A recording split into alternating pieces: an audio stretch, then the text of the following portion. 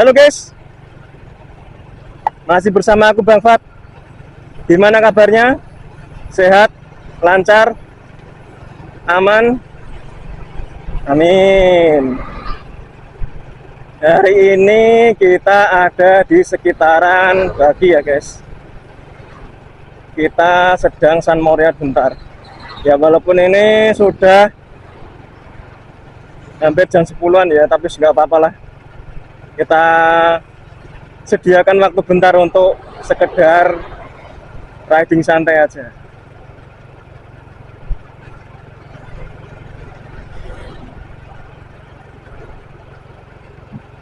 Ya kalau bisa dilihat orang-orang masih ini ya, banyak yang lalu lalang beraktivitas. Tapi kita ya cuma riding santai saja.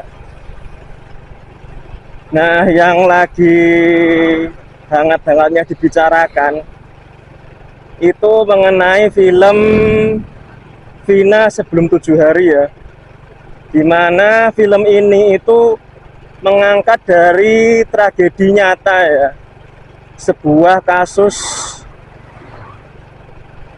kriminal yang merenggut dua orang sepasang kekasih ya, antara Vina dan Rizky atau Eki gitu ya, yang bertempat di Cirebon. Ya sebenarnya kalau untuk alurnya sendiri memang menggambarkan tentang bagaimana sebuah tragedi itu terjadi ya, dimana seperti yang kita tahu kalau untuk berita yang aslinya itu memang tragedi ini terjadi pada malam hari, dipicu karena Egi yang temannya si Rizky ini menyukai si Vina, tapi tanggapannya ketika dia mengungkapkan perasaannya ke Vina itu, si Vinanya ini agak-agak ini ya, menolaknya dengan cukup lumayan makjub gitu ya kalau aku lihatnya, yang dimana ya secara tidak langsung ya, kalau untuk laki-laki ditolak seperti itu caranya ya mungkin sakit hati atau gimana sehingga mengakibatkan tragedi itu terjadi gitu ya. Dan endingnya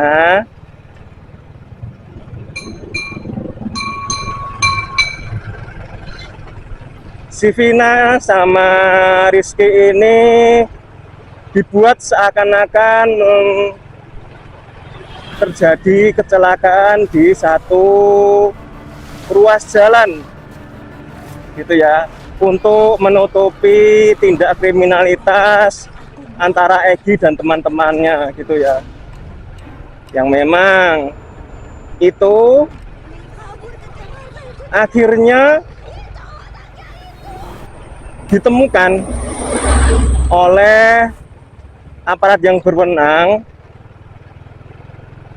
dan dilakukanlah otopsi dan sebagainya gitu ya, yang tadinya itu memang dikiranya ini cuma kecelakaan biasa, tetapi dibalik semua itu ternyata si arwah dari Vina ini merasuki tubuh temannya lalu mengungkapkan kejadian yang sebenarnya, yang bisa dijadikan sebuah bukti atau mungkin inisiasi untuk aparat sebagai landasan pengusutan atau penyidikan selanjutnya, yang diputuskanlah beberapa tersangka yang ditangkap dan diadili.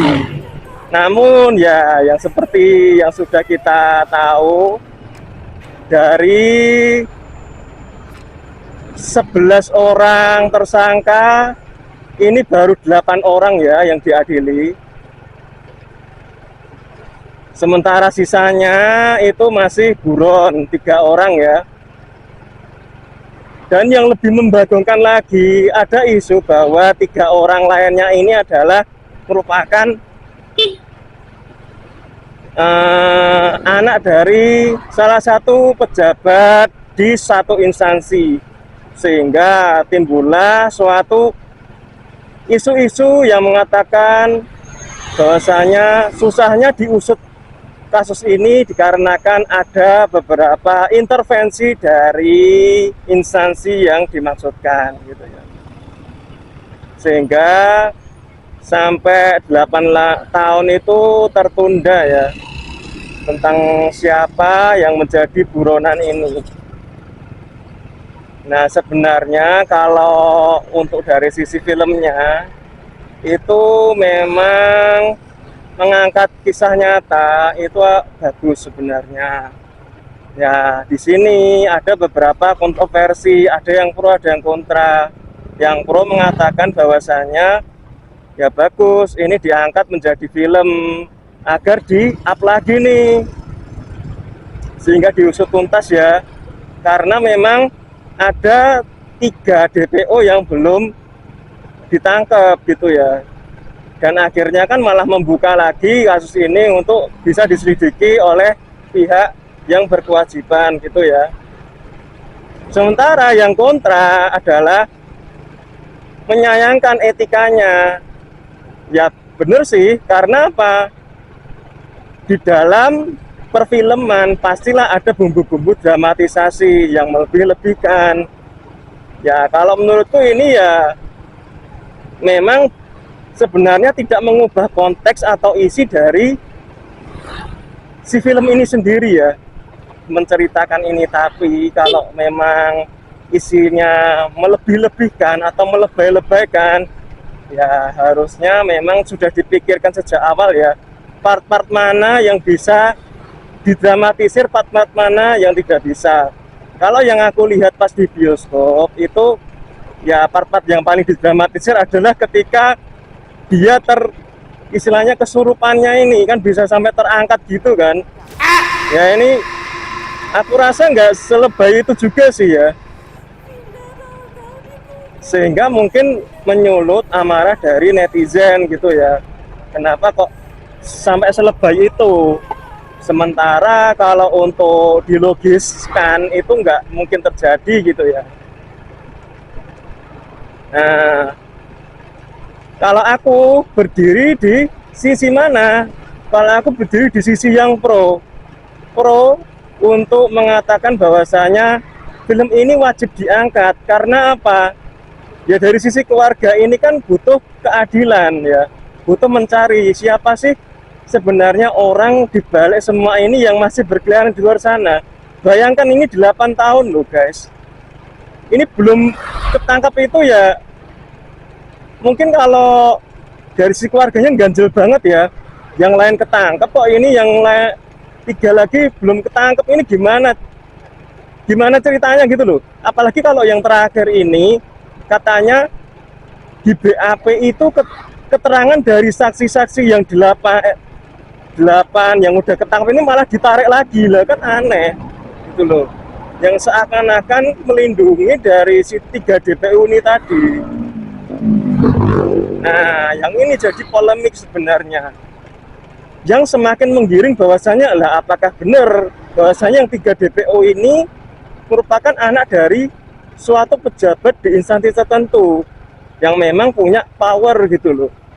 Nah, dari sisi sini karena mungkin netizen mungkin sudah saking sebelnya ya kok enggak terungkap gitu, sehingga jadilah kita detektif-detektifan ya, mulailah mereka netizen ini mencari siapa sih sebenarnya dalangnya. Dan kalau yang terakhir aku ikutin kasus ini ya, ada beberapa ini ya kandidat atau orang-orang yang dicurigai sebagai Egy dan 2 tersangka lainnya gitu loh. Dan yang pastilah orang Indonesia udah tahu kalau misalkan udah ketemu kayak gini dan pelakunya atau yang ditersangkakan pelakunya ini sudah ketemu, ya udah langsung digeruduk aja, komen langsung di sana, di mungkin akun sosial medianya dan sebagainya. Dimana kalau dari yang aku tahu itu sudah nggak aktif sejak tahun 2020 ya akun sosial medianya, sehingga semakin dipertanyakan ini orang kemana gitu ya, gitu ya. Namanya kita kalau misalkan ada satu tindakan kriminalitas dan itu tidak segera ditangani, ya warga akan main hakim sendiri, dan ini merupakan wujud dari main hakim sendiri itu tadi. Orang akan cenderung pengen mengusut sendiri, dikarenakan ya kita nunggu sudah 8 tahun ini nggak keusut-usut gimana. Jadi kita ya sebagai netizen itu ya udah kita coba ngusut-ngusut sendiri gimana, coba menggabung-gabungkan cerita dari satu dan lainnya sehingga menjadi satu benang merah yang utuh gitu ya guys. Nah, aku justru mendukung ini. Diusut siapa sih sebenarnya pelaku aslinya yang belum ketangkap ini. Lalu motifnya apa? Kok sampai 8 tahun ini kok nggak ke ini ya? Kok nggak ketangkep ini? Sementara dari sisi pihak berwajib sudah ngasih DPO, tapi ya itu lagi. Ciri-cirinya itu terlalu general guys, sehingga orang itu wah ya udahlah, pengen bertindak sendiri aja sesuai dengan informasi-informasi yang ada gitu ya. Kita berdoa lagi ya guys, semoga hukum di Indonesia ini lebih baik lagi untuk kedepannya, tidak tajam ke bawah tumpul ke atas, tapi benar-benar sama rata. Kita tahu ada sila di Pancasila, keadilan sosial bagi seluruh rakyat Indonesia. Semoga teraplikasi dengan baik di Indonesia tercintaku ini guys. Oke guys, itu aja mungkin speak upku hari ini. Thank you sudah menemani aku ngevlog. See you next video. Thank you. See you.